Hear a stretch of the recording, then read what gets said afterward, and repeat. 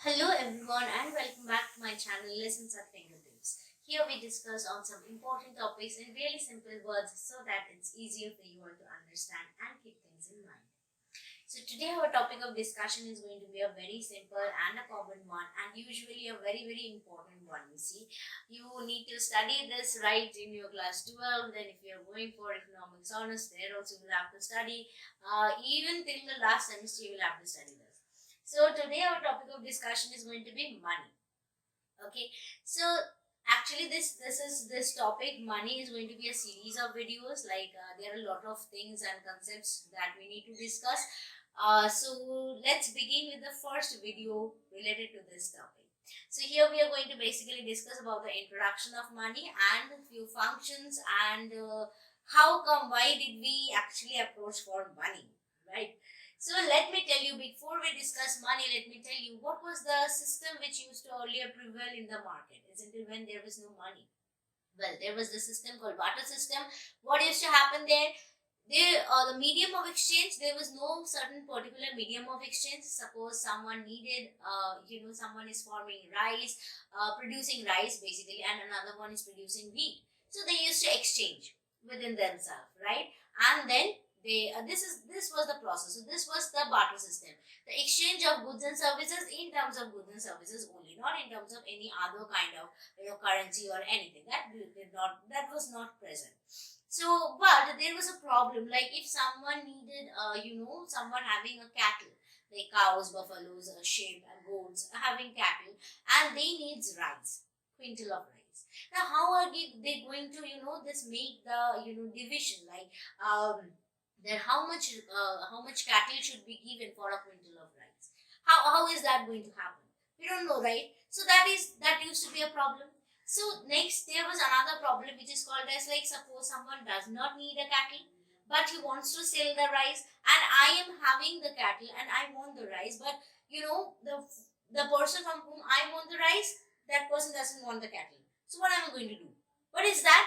That, you see, I have actually mentioned here all the some basic problems that the barter system had faced. Number one is double coincidence of wants. This is what is double coincidence of wants. You see, like I want the rice, but the person from whom I want the rice doesn't want the cattle. But I have only cattle to give. What else can I give it to you? Isn't it? So that is the problem of what double coincidence of want.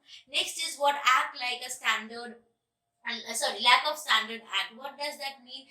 You see, in barter system, there is what exchange of vegetables, there can be exchange of cattle, there can be exchange of whatever you produce. So there was no standard, you see, there was no standard thing. No, there was nothing was there, no standard form was there, isn't it? Like someone will say, see, suppose if you go to the shop now, you will say that there is this quality of rice is 30 rupees, this quality is 40 rupees, this quality is 50 rupees, isn't it?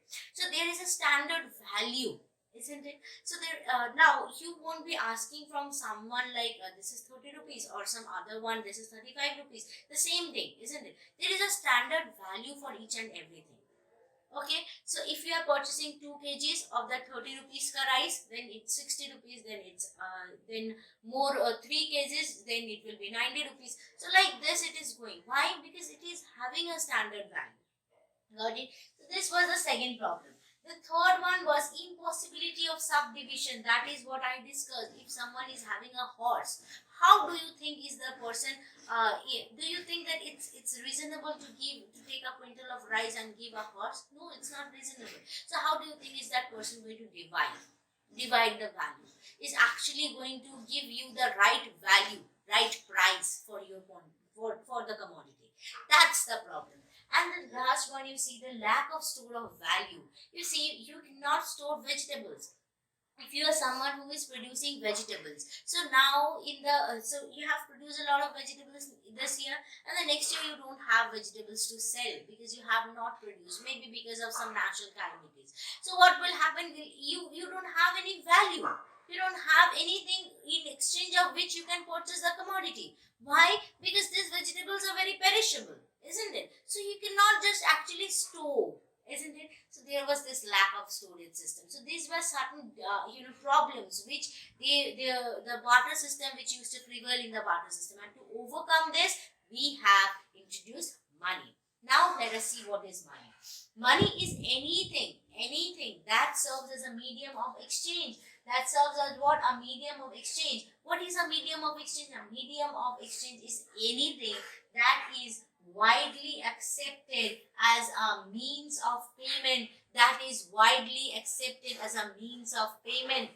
Like, no one will tell you here that I'm not going to accept this 10 rupees note, I'm not going to accept this 500 rupees note or 100 rupees note or 200 rupees note. Why?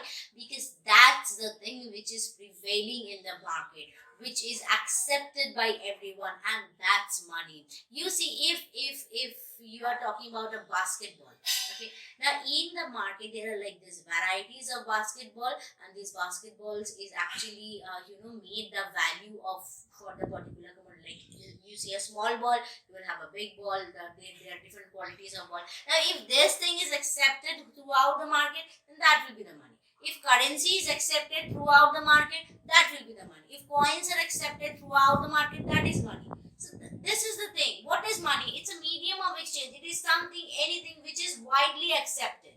Okay, so that is money. Money is any item. You see, what is money? Money is any item or verifiable record. It is verifiable record. You see, you just cannot cut a piece of paper, write over there 2000 and give it to someone, right? No. Why? Because that is not verifiable record. Isn't it? What is verified? That 2000 rupees note which is prevailing in the market is generally, so it is verifiable record that is generally accepted as payment for goods and services, and repayment of dates. It's not just payment of goods and services, it also includes repayment of date.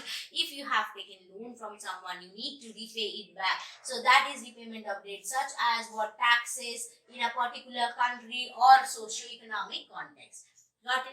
Now, if we go to the functions of money, what is the function of money? The number one and the very important one is medium of exchange. Money acts as a medium of exchange. You see, it has got specific value. This rice, this 1 kilo of rice costs 30 rupees. So I am going to pay you 30 rupees. It acts as a medium of exchange. The second thing is a unit account. What does that imply? A standard numerical unit. Money has a standard numerical unit. This is 10 rupees ka note. This is 5 rupees ka note. This is 20 rupees ka note. This is 200 rupees ka note. So it has got what? Standard unit, standard value.